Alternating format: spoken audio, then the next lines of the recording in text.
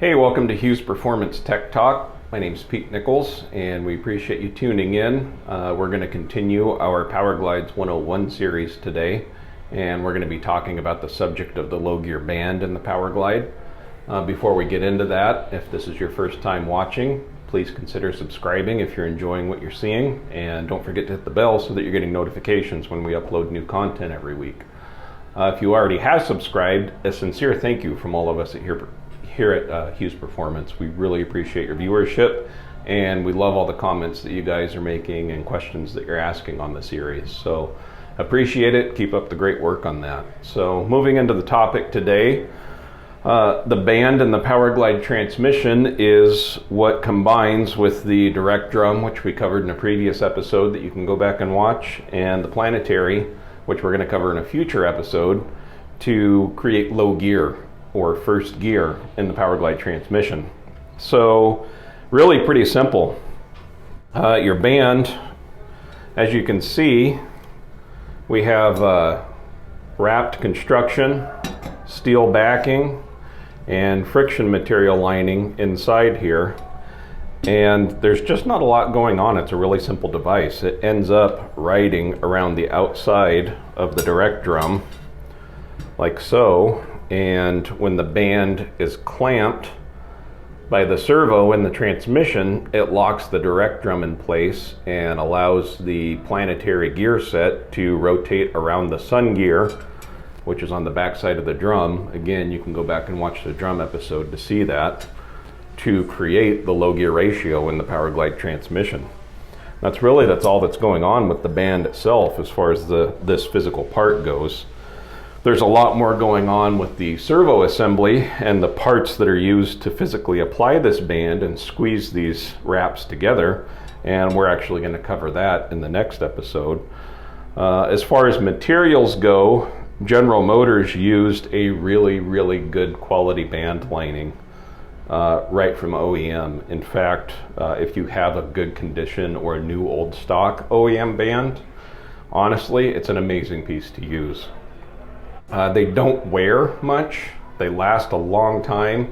They'll put up with a lot of abuse and heat, and you can throw a ton of horsepower at them without having an issue. So the stock band is very good.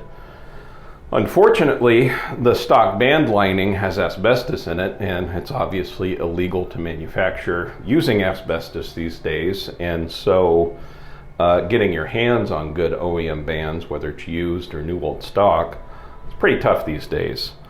So the aftermarket had to address that with different friction linings, and one of the first friction linings that proved really successful is Kevlar. And the Kevlar band has been around for a long time. It's a very good band. You'll know it's Kevlar by the green coloring of the friction lining. And generally speaking, we'll run a Kevlar band with up to around 1,000 horsepower at the flywheel.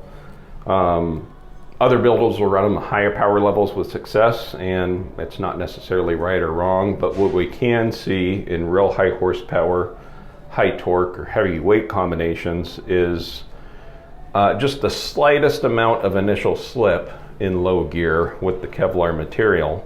We're not talking even a full rotation of the drum, just slight movement of the drum in low gear. The Kevlar material will handle that, and you're not going to burn the band, but it can affect consistency. So if you're bracket racing or index racing, where consistency at the starting line is absolute name of the game and where drag races are won or lost, you don't want a band in there that's going to potentially compromise the consistency of the vehicle. So Kevlar is good stuff. It's just not the end-all be-all band solution for the Powerglide transmission. The red friction lining, this is produced by Alto Products. This is a very good band as well. Puts up with a lot of horsepower. We typically only use the red lining when we're doing a billet aluminum direct drum inside the Powerglide. The red lining isn't quite as aggressive as some of the other linings out there, and so it typically gives the best wear on the outside of the aluminum drum, so that you're not wearing out the drum prematurely in high gear when this drum is spinning inside this band lining. Other than that, we don't use red bands much these days. Again, some builders prefer this in everything. You can certainly use it on a steel drum or a cast iron drum with success. So if your builder likes the red band, that's not a bad thing. It's just not our particular recipe here. We also have this band, which is made for us by Raybestos Powertrain, and this is a band that we worked directly with Raybestos on to develop. You can see it has a tan appearance to the lining, and it looks similar to an OEM lining. It obviously doesn't have the Raybestos, or the asbestos in it, but this is the strongest friction lining formula that the engineers at Raybestos and us here at Hughes Performance could come up with to create sort of the ultimate Powerglide band in terms of longevity, durability, horsepower and torque handling capability. This is a killer piece. We use this in a ton of our Powerglide builds. We also sell it separately, and we'll include either this or a Kevlar band in our overhaul kits, depending on which kit you're purchasing. You can use this in anything. High horsepower drag radial cars, all the way down to a super street car running 1090, a weekend bracket racer running 1250s. I mean, this band just works in everything. Monster trucks, sled pullers, you name it. It's a killer all-purpose band. And then the other band that's out there, and we don't have one pictured here because we don't use them, is what's referred to as a wide band. And that band will actually be physically wider than the bands that you see here. Typically, I'd say about 3/8 of an inch wider than a normal band width.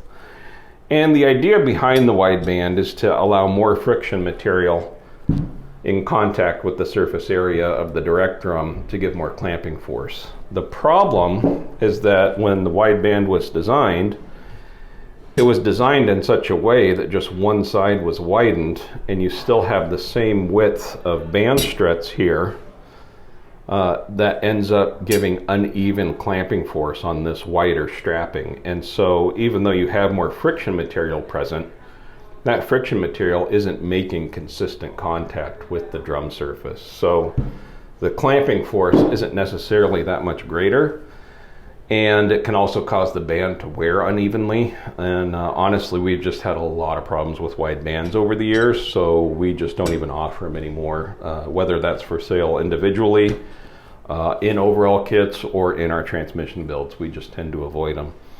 Some builders do use them and actually have really good success with the wide band, so take what we have to say on that with a grain of salt. Again, it's just our own recipe based on our own successes and failures and trials and testing, and the narrow band is what works for us.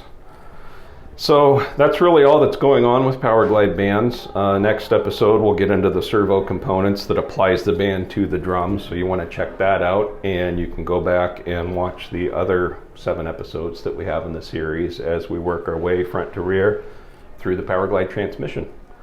Appreciate you watching. Hit that subscribe button. Check us out on Facebook and Instagram. We have daily content being uploaded. Website hughesperformance.com. We have technical sales staff on hand ready to answer your questions at 1-800-274-RACE, RACE, and don't forget to drop us a comment below. Thank you.